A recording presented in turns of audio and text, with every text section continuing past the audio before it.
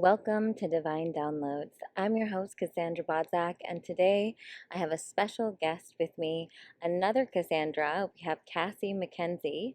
She is a self-made millionaire, an intuitive wealth advisor, and all-around manifestation queen. So today on the episode, we'll be diving into how she unblocked her manifesting potential and how you can create consistent cash flow in your life through these manifestation tools. I am so excited for you to listen to my interview. And before we dive in, I just want to remind you that you have just the last couple days to dive into Divinely Design Your Life, the process, my signature manifestation and life design course for its current price. Divinely Design Your Life, the process is me opening up my manifestation playbook to you, walking you through every step, every module, all different kinds of meditations and energetic shifting exercises. Plus, we have a vibrant community where we meet twice a month on Zoom. So if you're ready to go deep and you want the support and the wisdom and the love surrounding you while you do it, I hope to see you inside Divinely Design Your Life, the process. And without any further ado, let's dive into manifesting money with Cassie Mackenzie. So I'm so excited to have another Cassie on the podcast. Not only do we both have the same name, but we're both really into manifestation. And so Cassie Mackenzie is the host of the Manifestation Queen podcast.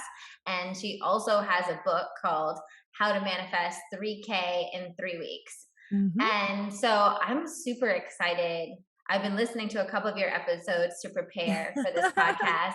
Awesome. And I really want to pick your brain around manifesting consistent financial abundance, because it's one of the topics that you talk about a lot is financial abundance and the different ways we can manifest it and the kind of pitfalls and all of that.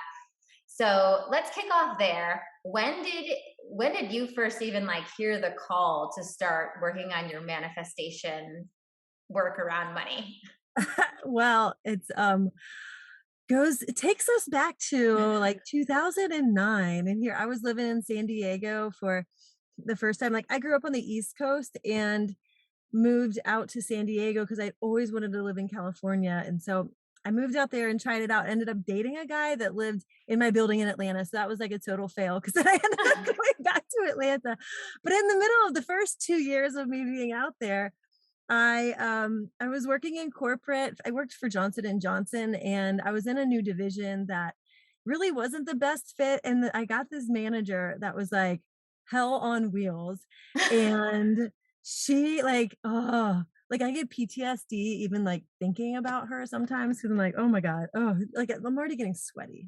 Wow. Wow. That's when I first discovered The Secret though.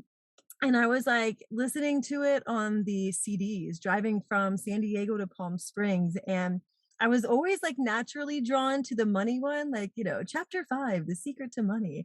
Yeah. And I remember I was so excited to learn about everything and, or I guess relearn, if you're real woo-woo like me, but I remember one day she made this catty joke, cause my territory was doing well. And I'm these things are going to come, these deals are going to close.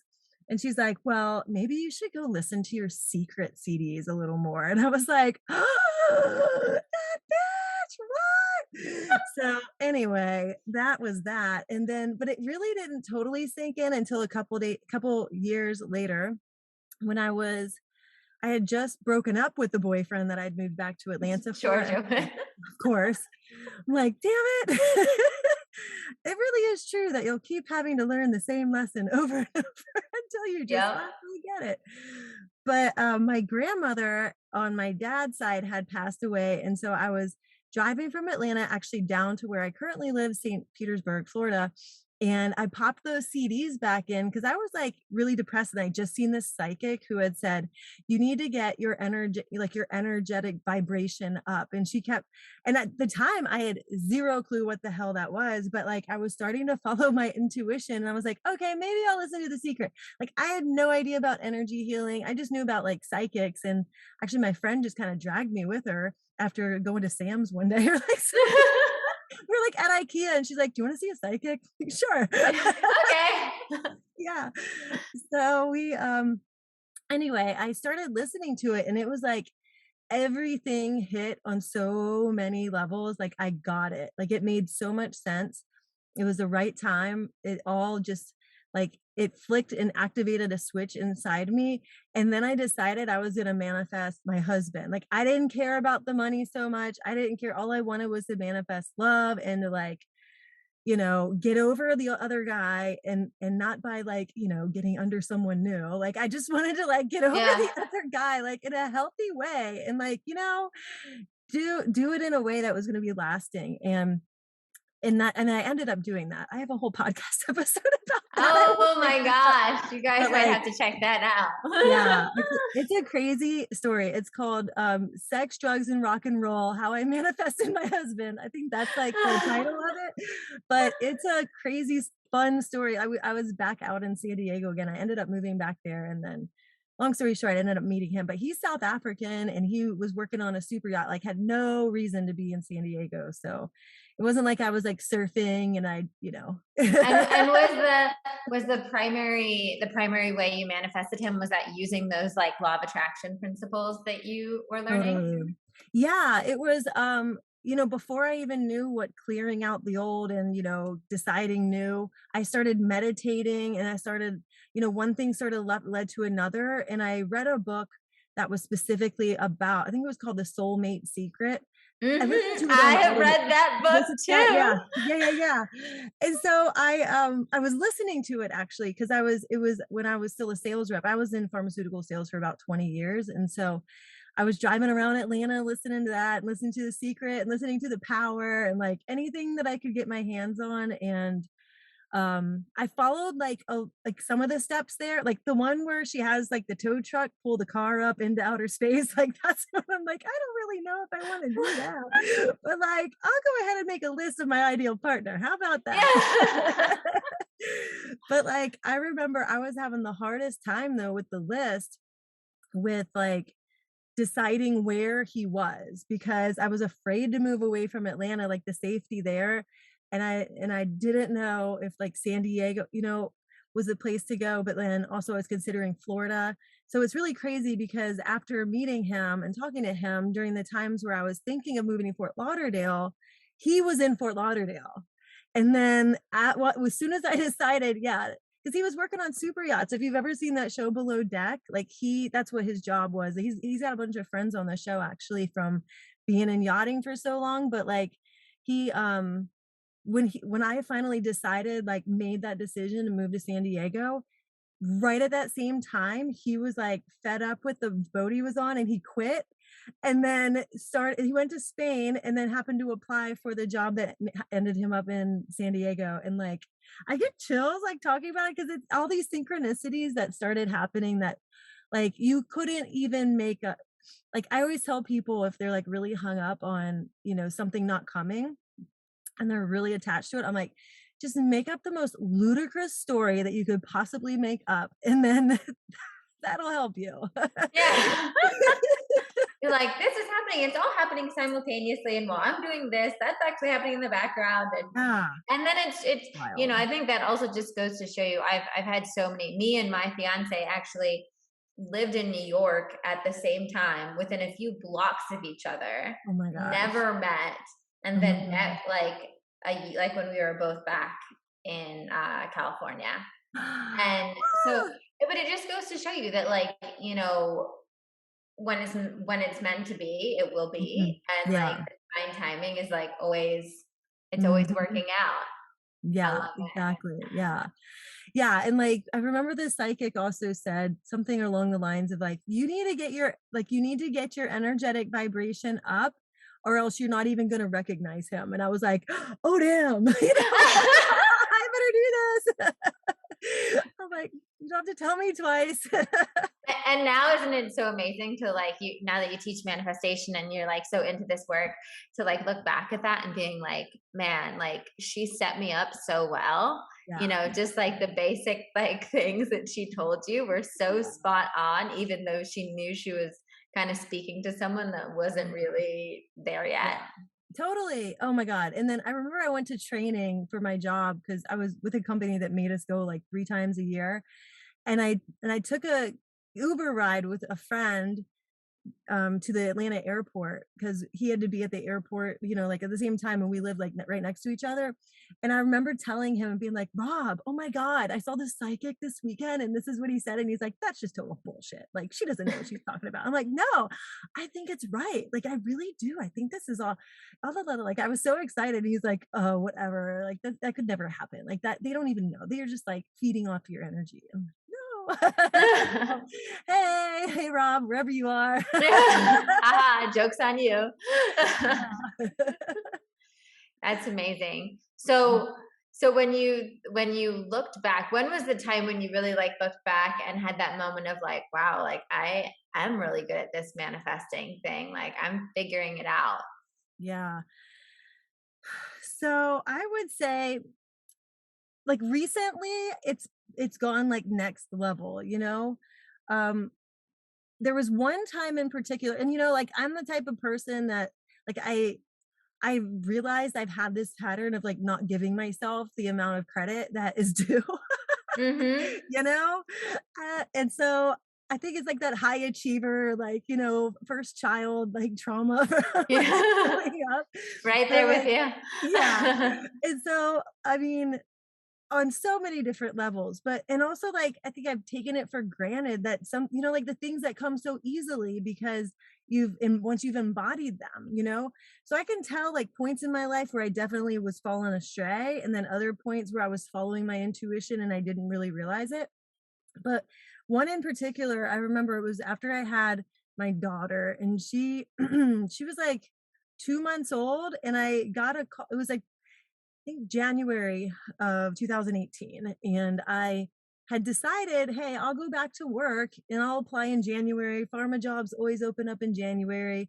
And, I want to do specialty. I want to work back in oncology, selling oncology products because it's more specialized and it, really helps the patients and stuff. And so, but I took this interview with a company and I remember thinking like, yo, this happened so like it happened so fast because I had decided what the standard was, right? And so I interviewed and they kept pushing me along. And by Friday, it was literally a week and a half from the point that I had interviewed, they were calling me with a job offer. And I remember saying to my husband, like, I'm not taking a penny less than $95,000 from this company. Like, I am not going to leave my brand new shiny baby for anything less than that because it's just like not worth it to me. And there was no reason for them to pay me that much money. Like the previous job I had in San Diego was down at 65 because again, I had like jumped back and forth so many times and I had left like J&J after 10 years. So I was up at like 6 figures with them. But every time I tried to work with another recruiter, they're like, well, even though you were there before, there's no way you can possibly make more than like a 10% jump on your current, so I was like, oh, okay. Talk about instilling limiting beliefs in your candidates. Hey, message them back and make them take my course. But like, I remember saying that to Ian because that's a $30,000 job. Actually, it was 32,000 because I think I was at like 63. I don't even know how we survived in San Diego with the baby.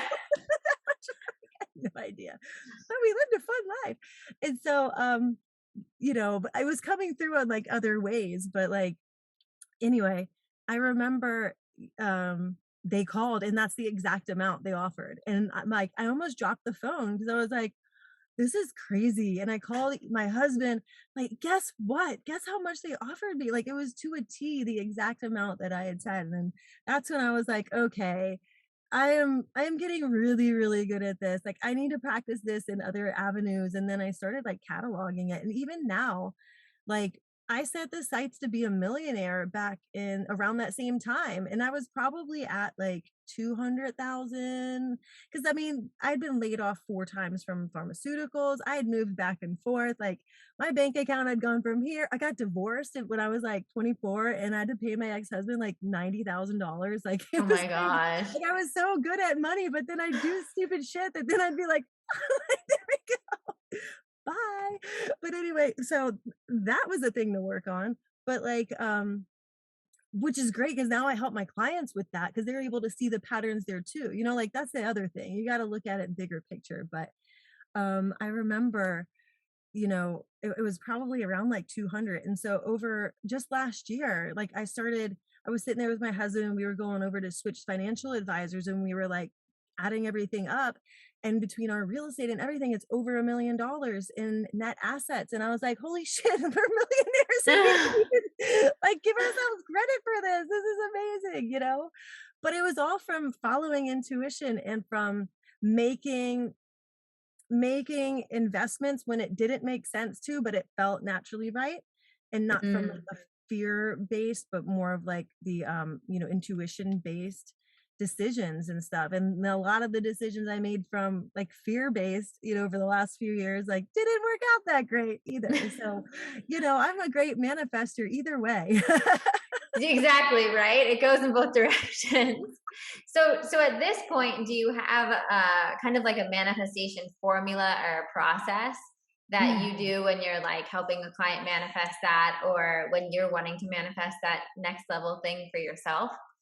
Oh, totally. Yeah, absolutely. Because I used to think it was all mindset, you know, and then, you know, then there's like the energetic point that is so huge too. And I didn't understand energy.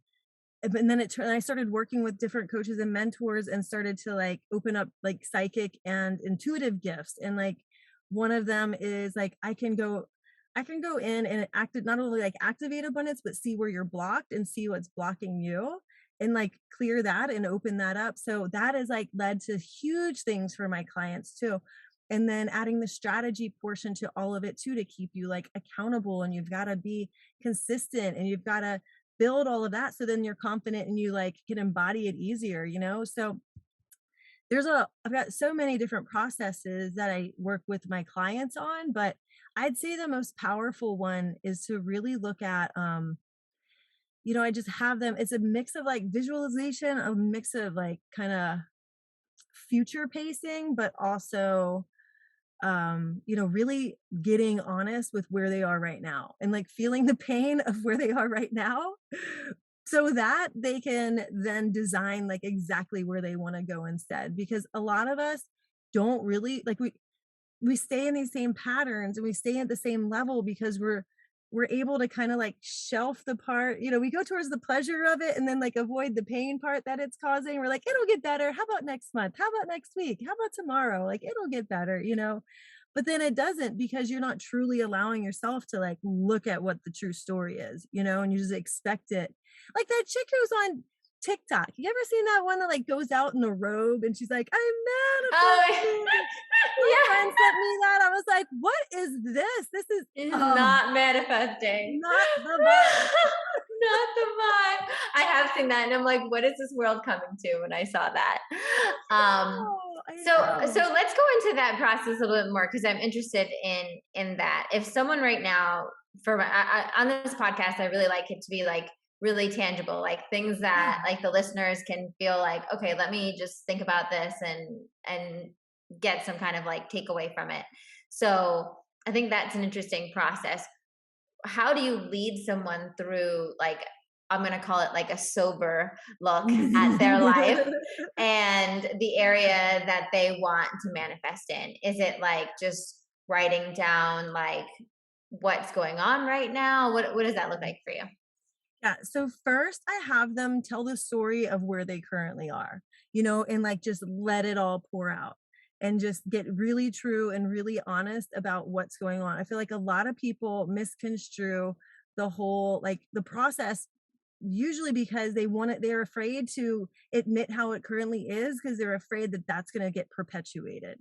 And so, Mm. like, It's because you're supposed almost to be like positive. right? It's almost Yeah. like a bad kind of side effect of like some of Yeah. the law attraction theory, right? Mhm. Where Yeah. instead of being able to, Tony Robbins has this saying that I really love, and he's like, look at how it is, not worse than it is, not better than it is, but just like look at what Yeah. it is and be like, Yeah. what is it this month? Like, because, or whatever the situation is, because when you actually look at what it is and it's like, okay, I'm making 10K this month or whatever it is, right? Yeah. Maybe it's not the 20K you want to make, but it's not 2K, and you're okay, this is where I'm at, and it kind of gives you like a playing field where you can build upon, where you're not, because I think we tend to go in either direction. Either we like over dramatize it to be like way worse than it is, Yeah. or we do what you say, which is also like avoiding Mhm. how it's not what we really want it to be, Yeah. and pretending that like, oh, it's going to get better without you actually doing anything or making any conscious changes. Right. Right. Yeah. Cause like, I think some people are afraid that if they say it out loud or if they write it down, then it's going to become just the truth all the time. Like we tell them about scripting and everything. But the difference is it's just like any kind of energy work. When you go in and you take out the energy, you admit that it's there, you take out the bad energy, and then you replace it with the golden light, right? Like you replace Yeah. it with exactly what it is that you want. But so what I have them do is I go, they admit what the story is, and then they admit how it's making them feel. And I'm like, Mm. extra bonus points if you make yourself cry right now, because like that's going to like make the biggest difference, like Yeah, just feel get real. it. Like Yeah. feel it. Yeah. Like don't stuff it down. You've got to feel it. And so and then from there, there's the whole process of saying like, okay, well, where do I want to be instead?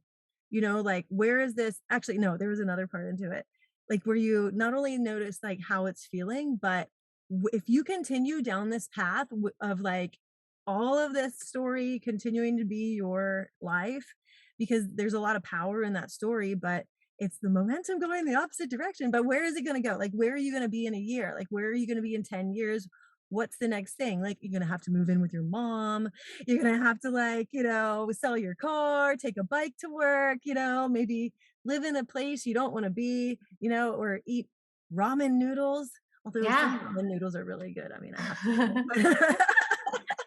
But it's also like you're going to have to continue to feel this way. Yeah, Whatever those exactly. feelings that are coming up about your life, it's like not only you're going to Mhm. have to live in those, conditions that you don't want, but then you're going to also have to spend more days of your life feeling Yeah. whatever. And be pushing people away and be, like miserable and making yourself sick, because all of that eventually starts to fester in your body and cause illness too.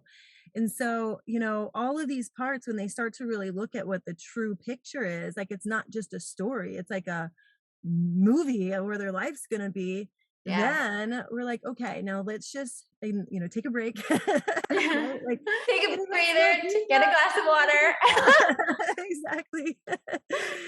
And then we start going into, okay, what's the ideal story, right? Like, and go through the same process there. And then if you're living in your ideal story, what does that feel like to you? What are the activities that you're doing that are normal on a daily basis? Like, what's your norm? Like seeing your private chef come in twice a week, like your private trainer walk through the door, like actually having a team of people supporting you, and, you're the one off like playing with your kids instead of sitting at your desk, like worried about where the next dollar is going to come in, or even quitting your job or telling that bosszilla to, take a hike, like Amen. either Yeah. way. So, and it's a mix of that, like, emotional, and then the thought based, like, what are your thoughts you would have? Like, does life really suck? Is it rigged not in your favor? Or is your success inevitable and it's happening, already or any day now, And so you start to feel that energetic shift. And I remember the first time I took myself through this process, I literally stood taller. I felt different. I was like decided in that month, it was like a 15K month after the rest of them had been like 500. Yeah. And like I had set up like this new bar. And then I continue like to take myself through this, and, to go next level, next level, next level. And maybe not such a formal way anymore, because I don't, you know what I mean? Like, Yeah. Because I can't you like do say I it. feel pain about where I am right now. Exactly. Well, that's a whole new level, right? It's funny because I've been working with some of my clients on that now, where Mhm. it's like, then you get to a level where you're actually not in pain. Like things are actually pretty good, but Yeah. you still have desires, right? Yeah. But Yeah. in a way, you can use that same thing to that next level. It's not Totally. going to be, because the pain's going to be different. The pain is no longer like the pain of suffering. For me, when you're constantly like growing and up leveling, now the pain is like the pain of not being fully expressed, Yeah. right? Because that next desire is usually less about avoiding suffering and more about like more levels of like expressing and enjoying and experiencing Yeah. life. Yeah, like the pain of sitting in coach for 40 hours with your kids going to South Africa versus sitting in business class for Yeah, 18. How that's about real that? pain. That's real pain sitting in coach for that long. I know, right? Yeah, there we go. On It's a different American. it's a different level of pain, and it's not to what do you call it? It's not to not acknowledge like the privilege it is to even be able to take your whole family right on that kind of a trip, but it's also to just, that's part of our soul's growth, that's part of our soul's evolution, to keep, Yeah. this manifesting work that we do. I personally believe that it looks like it's for like things and these different like experiences or purchases or lifestyle things or whatnot. But what it really is us like remembering who we are and playing with the fact that like we can create whatever we want. And Yeah. we just have these different like physical things that manifest in that form of it. Yeah, But exactly. I wanted to get with you because you were talking about before how, which I think is going to resonate with a lot of my listeners. Obviously, everybody loves talking about abundance and manifesting money. And I love that the formula that you gave, that formula, that tool is like very, like you can use that to manifest anything. That's like not just, Totally. it's for literally everything. And that's how that's how all the manifesting stuff is, right? Yeah. But when it comes to that, what you were talking about before, and you had this habit of like you would make money, then it would go down, and it was like this kind of up and down, which I feel like a lot of people, I feel like that's a very common like step on the like manifesting ladder, where you go from like maybe not being able to make money, and then you like make money, but it's like sporadic and it kind of goes up and down. And then that next step is like being like consistent and like trusting you can have consistent.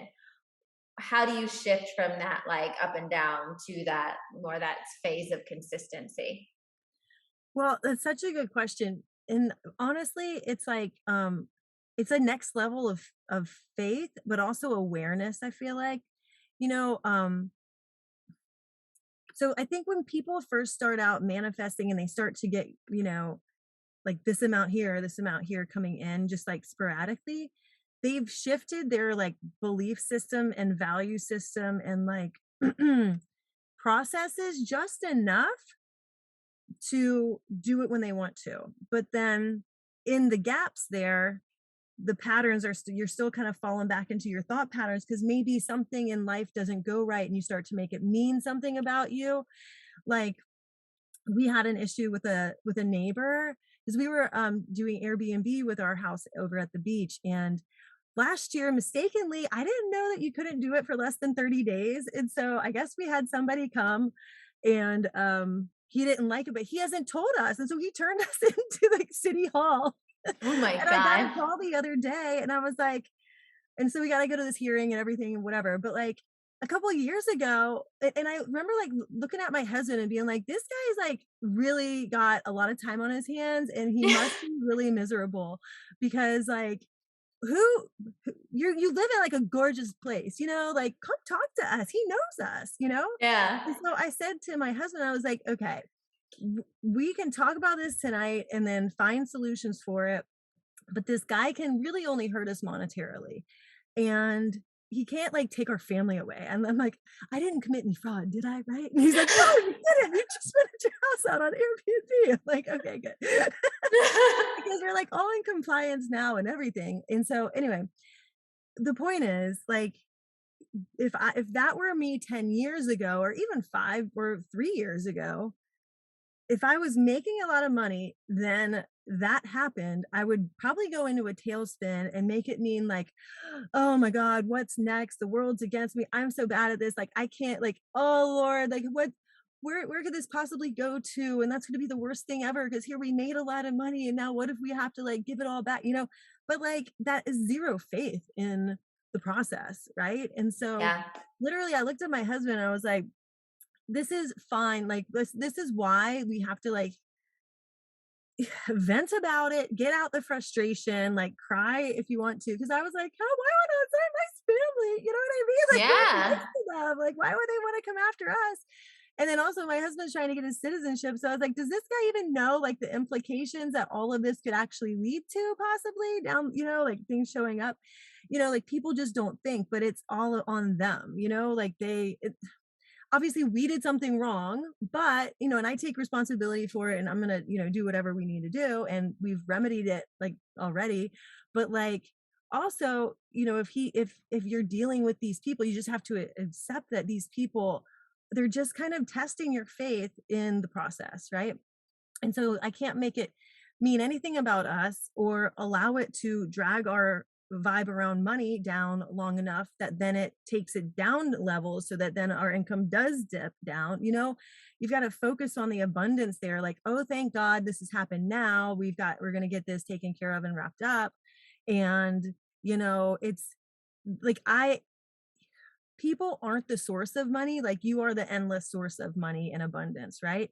So like as long as you have that inner peace and that openness, and you're able to like clear out any sort of like weirdness that's happening around in the world, like No, I love that. And it's like, it came up, actually, it reminds me of a thing that came up in one of my masterminds, where we were talking about like how your identity in that moment, I'm going to call it identity, but it's what you were talking about, like your energy and like where you're allowing your vibe to stay at. It's like in that moment when you're like, dude, like I'm a millionaire, I have awesome Airbnb properties, and part of that is that like there might be something that comes up with that, right? Like I might get a guest that's gonna like leave, like have a problem with something, or ruin the plumbing, or I might have a neighbor that complains. Like that's just part of it, and it's not and it doesn't change who you are. Right? And who you are is just like the boss that like gets to handle that, and it doesn't mean anything. And I remember like even that my I have some friends that have gotten like sued over like names, right? Like the name that they use for different things, right? Which when you're constantly putting out books and programs and stuff, right? There's going to be people that like try to come after you for stuff, right? Especially when there's people who put like 100 offers out a year. I'm like, come on, people. There's so many like, but that's fine, right? That's like one of the things, like you play a big game, and it's like, I remember when my friend was going through that, one of the things I was saying was like, John Mackey, who founded Whole Foods, right? He did this talk once, and he was talking about how he's always being sued. Like someone is always trying to sue him. And it's just something that like, he doesn't let change like how he focuses on the company and how he does it. And he like just takes care of it. And it's like part of, not saying that you have to manifest always having problems, right? But it's just knowing in those moments, like when it happens, whether it's like a launch failing, whether it's like a client falling through, whether it's like an unexpected expense, that actually doesn't change your identity. And when you don't let it change your identity, then like, right, you bounce back that much faster. Totally. Yeah. And like on that same token, there's a lot going on in the world, and there's a lot of uncertainty. There's always talk about like, oh, what happens if the dollar collapses, or oh, what happens with the market and everything. And like, listen, the law of gravity, people aren't going to start like floating up in the sky because Putin decided to go to war with Ukraine. You know what I mean? Like the laws of the universe are still the basis. They were here a long time before us. They're the basis of how everything works in this world, one way or another. And they're going to continue to work regardless of what's happening, politically, what's happening in the climate, whether it's raining, whether it's sunny, whether you have kids, whether you don't, like whatever happens. And even if the stock market crashes, like the laws of the universe are still working. So as long as you're working along with them and with them, then you're completely covered. You know what I mean? Like you're able to make decisions and make moves and and keep your identity high and keep, you know what I mean? Like elevate Yeah. it, and then even make more elevations from there. Because I think the more proof you get, the more you see that you're really unstoppable there, you know, because you have like the whole universe wants you to succeed, you know? Yeah. Yeah. One of the things that you talked about on one of your podcasts that I really liked is you broke it down into like these 3 pillars, like energy, mindset, and strategy, right? Mhm. Right. And so I feel like we talked a decent amount about like mindset and energy, right? And that's kind of what we were talking about with like what are the thoughts you're thinking, keeping your vibe in that energy, staying in that. So now what would you say is the strategy component to someone that wants to create consistent wealth? And let's say they're in like they're not in like a 9 to 5 job where obviously that consistency is already built in. They're like coaching or they're doing something else that's a little bit more volatile. Yeah. So really, to me, the strategy portion is consistency, right? Like that's one of the parts of the strategy. Your habits, like looking at what are you like habitually thinking? What are you habitually doing? How long do you stick with it? Like, are you acting in alignment with what you'd say you want to do and be and have? You know, and like a lot of people, if they actually get real, will say, yeah, kind of sometimes, you know, and then it's like, well, how's your money coming in? Kind of sometimes, you know. And so like the when you're gonna build up confidence in every single level. Like I'm sure for you, when you think about like the next step for you, there's some kind of like, you know, like there's always that for us when we're going to the next level, like regardless, like even Tony Robbins has it, you know, like even the guy Yeah. from Whole Foods, you know. Yeah, And so absolutely. Because if the yeah, next level, if sometimes the next level isn't even about financial stuff, right? right, Sometimes the yeah, next level is like expansion of the business or expansion of a family. Like it's all yeah. different things. But yeah, there's always going to be one.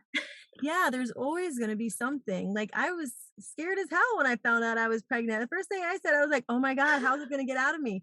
You know, and I like can't even imagine for that day. When yeah, that's I was like, "Oh my god!" And like the bigger and bigger and bigger, like I felt like I was hurtling towards this time. I was like, I gotta just sit here and enjoy it, you know.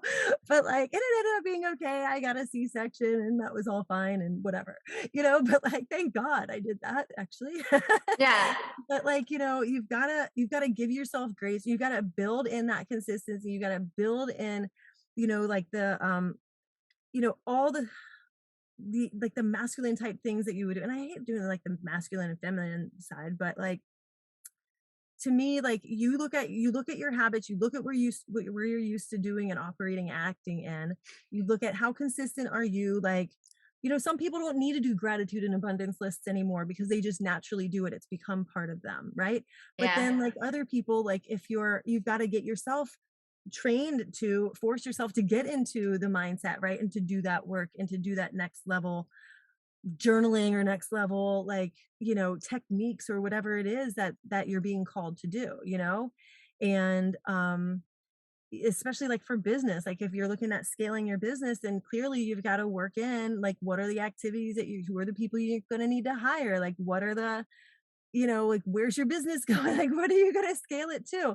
Like are you thinking about the next step for your business or the step after the next? Like are you going to, and even like in manifesting, maybe at that point you're not just thinking of your next level but the level after the next level, so that you're, you know, the next one just seems like it's a easy breezy, you know. Like what if it happened tomorrow? Then would you be like, holy shit, like I've got to get my plan together, you know, like, Yeah. and Like, it's are you on the prepared to day. receive what you're asking for? Yeah, Do you right. have that? That's huge. And I love what Yeah, you said about, because it's funny when I heard you talk about strategy and you kind of briefly touched on it in the podcast, yeah. I I thought that I didn't expect it to be what you said, right? I expected to be a little bit more like a business plan kind of a thing, right? But what I love about what you said about the strategy is your consistency. Hmm. Is when you're consistent, your reality is consistent, Hmm. right? And Hmm. so like your reality is always mirroring how you are. Hmm. And one of the things that I have found, and it's so funny, I'm sure you experience this with your clients too, when like clients are like have like a really good moment and then like they'll like have like a lull or something go on, always be like, well, what happened? Like, what was different in when you had the really good moment versus when you had the lull? Like, notice. And it's always that.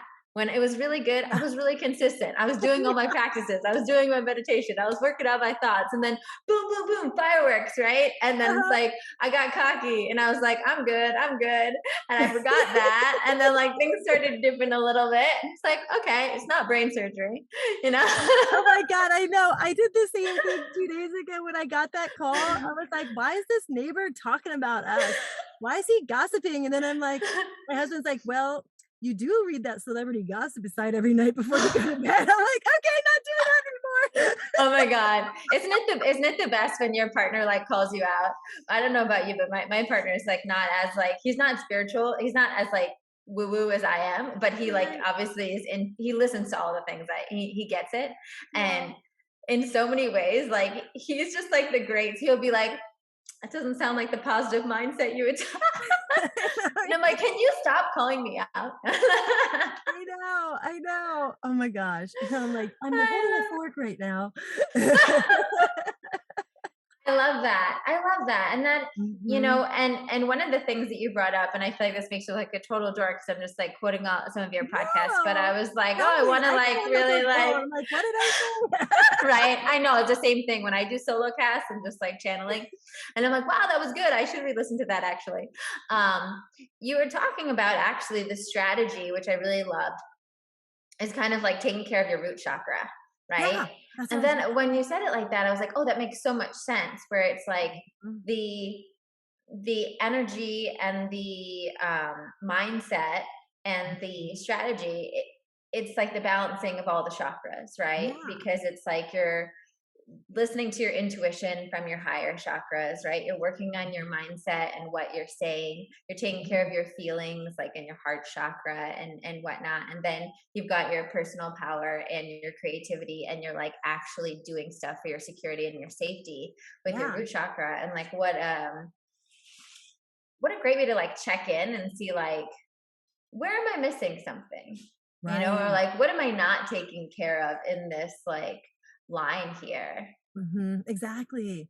Yeah. Cause like for the longest time, I didn't really work on like the root chakra part. Like I was doing all the airy fairy kind of stuff, you know, like let me do my, journaling, let me do these things. But it wasn't like I think the thing coming from corporate America, especially, and I don't know if like anybody listening is in that situation where you've like transitioned over, sounds like we've died and gone into like a new life from corporate. I think I have a lot of listeners that either like have, or I have some listeners that are in that process right now.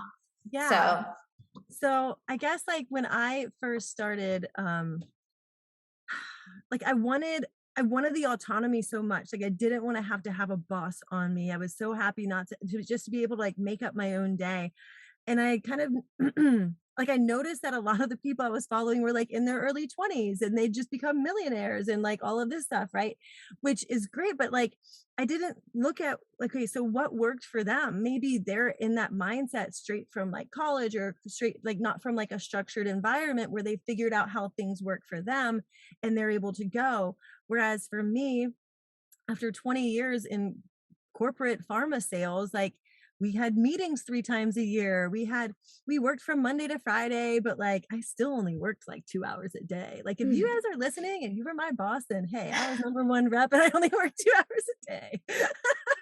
What I love about your story with working in pharma and even getting the other pharma job is that I have some clients too. I have clients that are, working in 9 to 5s for like companies they love or excite. Like you were talking about how you're really into the oncology products and them making a difference. And so I think I love that because it's so important to know that like this work works like in whatever field that you love. And just because we're talking about this, like if you love the work that you're doing for whatever company or whatever brand you're associated with, like rock on, like you can use all of this manifesting to like make more money. And like so anyway, I didn't want to interrupt you, but I just want to add that. Manifest bonuses. I would manifest like, I not only had a choice on how much to make, like our decision around like I outlined who my best type of boss would be. And I was like, okay, how about like a woman who doesn't really want to come work with me that much and like just trusts me to do whatever and like understands if you have a baby or two at home, and that's Yeah. exactly what I got. The boss who hired me never came to work with me, and when she did, she was like on the phone all the time, which I didn't care. Some people get kind of like, you know, Yeah. butthurt about that, but like I was like, no, that's fine, just go, I'll handle this call myself. This is perfect. And so that, like, you can just manifest every single part of your life, like if anything's not going like 100%, figure out how you want that to go instead, and then design it that way, and then stick to that, being like, okay, well, this is my choice and this is what's coming, because it will be coming. But what I was saying about my business though, I fought the structure for so long that I didn't feel like, I didn't know how to feel safe that money was still going to be coming, other than Yeah. it was just going to show up because I was a match for it, right? And so like once I started to I decided to switch everything into doing a yearly rolling mastermind. And that brought me back into pharma in a like it was like cherry picking the best parts of it. Cause I was like, Yeah. why didn't I think of doing this before? I could just imagine myself as like a manager in of like the sales group. And then I'm running this and helping people become like the best that they can. Like I never looked at it like this before. And then it gave me so much of that, of like the structure, making it feel more safe, that like Yeah. obviously, the money's still going to come in, clients are still going to come in, they're going to see what great results and transformation they get, and then other people are going to want to come. And then it helped me design like every single masterclass. Like I've got content for the next year, and it's not like, oh well, I guess I could do this or that. It's like strategic, it is structured, I know exactly what I'm going to be doing, I know exactly what I'm going to be talking about. And like in the first couple years, that was not the case. It was just like reading the energy of the collective and being like, oh well, maybe I should do a program on love because it's February, you know what I mean? But it wasn't like I Yeah. really wanted to do it or was that into it, you know what I mean? So you've got to find what works for you and be open to it be looking like something that you came from, that maybe the situation you weren't 100% happy with, but maybe the structure of it worked so well for you that you adopt that and then make that your own. I love that. And I think that is something that early on coaches like forget about, and having that, it's like a loving thing you do for yourself, right? To have that and to decide, just like what you said, like what works for you, right? So like if a year mastermind works great for you, like my masterminds are like 6 months, right? That I like. And then like I have a 6 month, and actually when like they're continuing on, they've all chosen to continue on together, so they will be doing the year. But like that works for me because I like the 6 month like check-in point to kind of see like, are we good? Are we solid? Like, do I send you off into the world and you're want, or do we love this and we want to keep going, and and just let it, whatever it'll be. And that's equally for me as it is for them, because I also want to check in, and I like that I had the ability to be like, okay, look at my next 6 months. Do I have the time? Do I have the bandwidth? Do I have the energy for that? And so I love that you said that. And part of that is also when you start. Have you ever read the book Going Pro by Stephen Pressfield? No, You would love it. You would love it. You already know pretty much it, but you would love it. It's just a good but that's kind of like what he talks about. What you just said is like going pro. It's like the difference between being an amateur and just kind of like, I'm going to throw this out and I'm going to throw that out and I'm going to try that. No, that didn't work. And then like going pro and being strategic about it and being like, you know what? What's going to feel really good to me is going to have 2 big enrollment periods, or have an evergreen enrollment, or have these kind of things created, or whatever it is, right? For your coaching job, or even for your sales job, or for whatever job you have, right? It's kind of like coming up with a game plan and then holding that structure. Because even if then, the question I usually get when we talk about structures, people are like, well, but what about my intuition? And it's like, well, you channel the structure, first of all. And the structure, having the structure, it's kind of like, the rules, then you could break them, right? If you have the structure and then something feels off, you can always change it, but you're in a better place because you have that structure. So other Okay. question that I want to ask you, because I just like feel like this is like so what my listeners are going to want to know. So what happens if you create your structure, you create your best laid plans or whatever, and then it's not working, right? Like the clients aren't coming in, you don't book the gig or whatever it is. What do you say there? How do you kind of like tune up? Well, so there's so many different things I want to say right now, but the first thing that comes up. Okay, so one thing, and I've got, okay, I'm teaching this. Like I used to call it something else, but I'm calling it this now. I mean, I'm teaching it. I've got this like 3-day series coming up, and this is going to be one of the things that I'm teaching in it. But since I don't know if this is going to air before that, like I'll share it right now. So you ever heard that like, I'm a little love, a little light, and a little go F yourself? Okay. So what I like to do on like a monthly basis, or sometimes even more often, but it not necessarily needs to be that more often, but is to regularly check in and see, okay, what am I loving to do, right? Like what's working for me right now? What is like the light bulb, right? Like what's the new ideas of something that I can do next time if everything's not going right. And then there's like the go F yourself part of the list, right? Those are the things that aren't working. You don't want to do, you hate it. It's like just like kicking a can down the road, Yeah. and so obviously like the light bulb things are the things that you're going to do instead of the stuff that you've just basically decided to let go of that month. So I think the thing that happens most is that people forget to do this process. They forget to look at what's working or what's not working or what could they do differently next time, and forget to check in more regularly to see like, okay, like, is this process something I like doing? Is this something that I that is even working, right? And then, but they'll just keep doing the same thing over and over, hoping that it'll get a different result.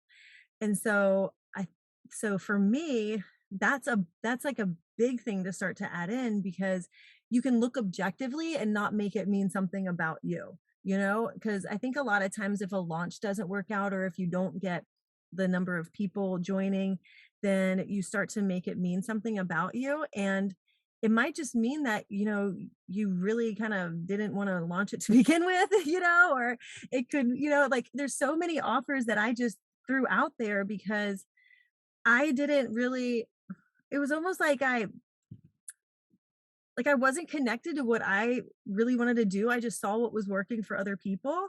And so I was like, oh, well, then I'll try that too, and it'll work for me, And then I did Yeah. it. And I'm like, well, crap, how about next month? All right, we'll just see next month. So there wasn't like a clear plan of where I was going. But then also, I wasn't in touch with what I actually really, truly wanted to do either, And if something didn't work out, I was like, oh, well, is it me, or is it the thing, or is it the people? You know what I mean? And so Yeah. hope I'm making sense right now. No, I love what you're saying, because I agree completely, and I think what you're bringing up is, one, it's just so important to do that check-in with yourself, Yeah. and to not just, because it's so easy to write it off and say, oh, this manifesting stuff doesn't work, or oh, it's just not going to work for me, right? Like that's like the cop out.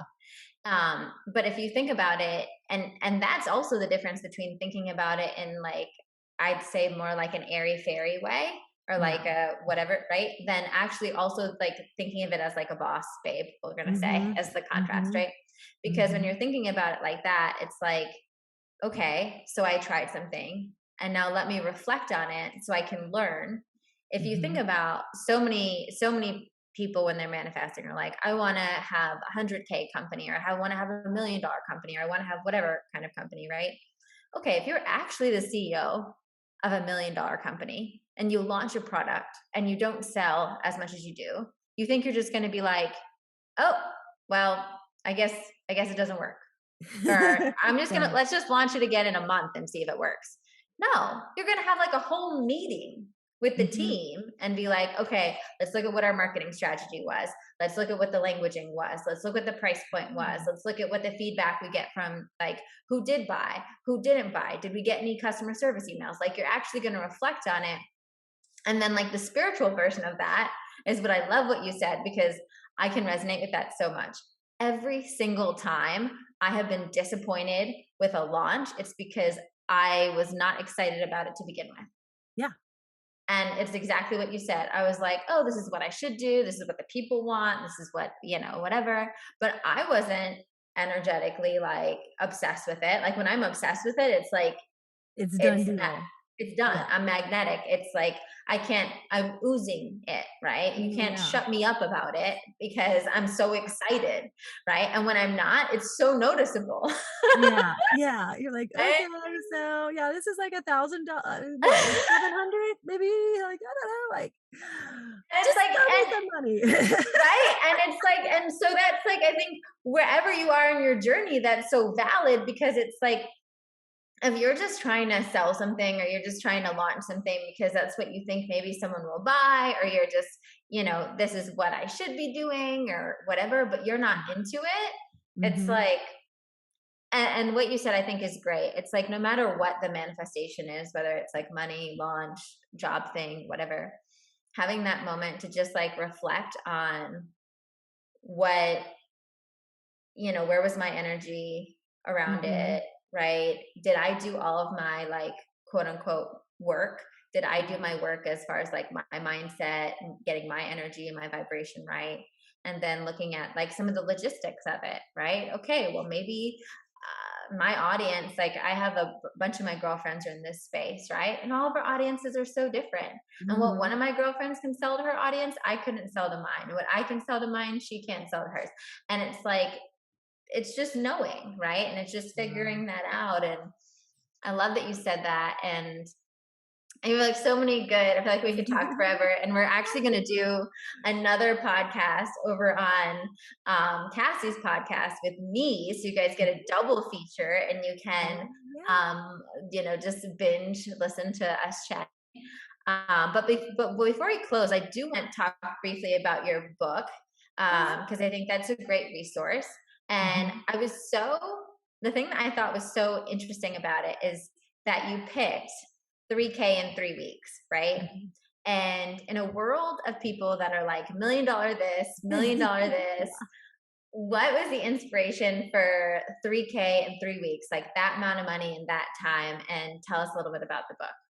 Well, I want to be able to offer things to people at several different price points, and I feel like it's so important for people in this world to understand how manifestation works, and to truly get like down and dirty with it, because there's a lot of people in the world that'll tell you that life just works the exact opposite way.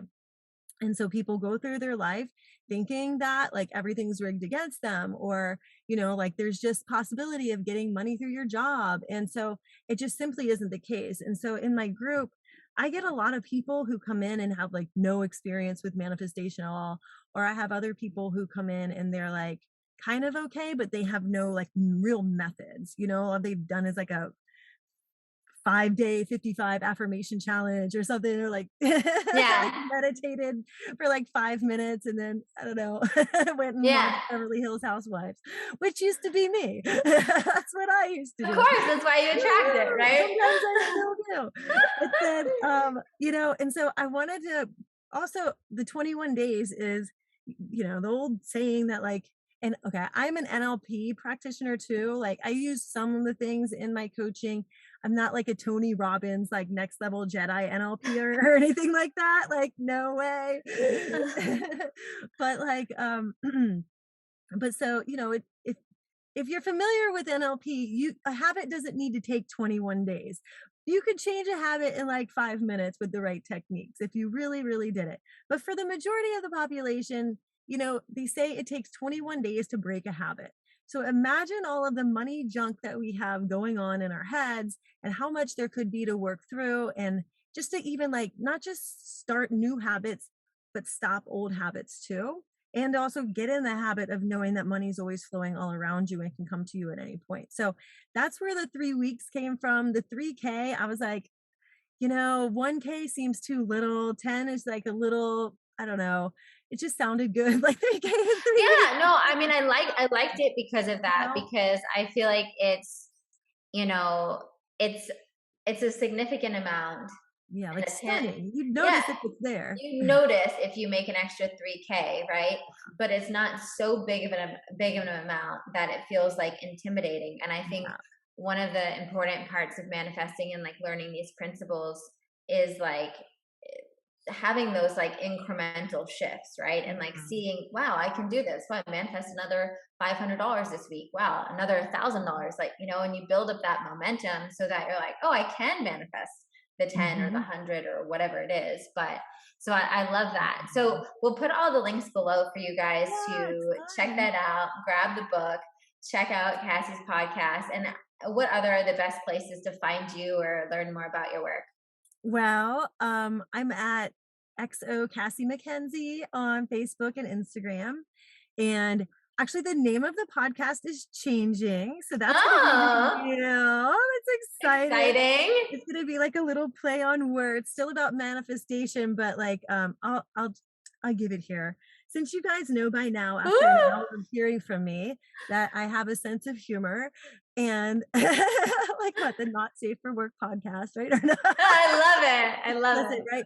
But this is so it's going to be called the Topless Manifestor, and this is all about taking the bra. Like we put so many like limitations on our own self, and so this is like take the bra off of your manifestations and let those puppies breathe so that you can have like unlimited manifestation coming in your life, like just make it fun. Like so many people make it so boring, like and just kind of so regimented and stodgy. And so like if you come into my world, like I'm gonna tell it like it is, but also I want you to have fun doing it because that's the quickest way to bring stuff to you. So this is gonna be the brand new podcast because I was like, I don't know if I'm really with the manifestation queen anymore, but like it's good, but I'm willing to like give that off to somebody else who really wants to. Yeah. No, I love that. And it does. You have such like a bright, joyful, fun, like, real energy. I really, really love it. I think it is. It's you. I think so. Although like we were doing the branding photos the other day and like the inspiration for one of them is like one we took when I was pregnant and all our friends were going to Burning Man and my husband like kind of like surprised me in the bathroom and I was like, ah! And so my 6-year-old looked, he's like, is that going onto your Instagram Insta story? And I was like, no, Liam, that's what it's not. He's all like, Oh my God. don't do that. But it's such a good metaphor because it's so true. Like you never, as a woman, you never feel more free than when you're I brought. know, I know. Seriously, it's like a life-changing moment at the end of the day.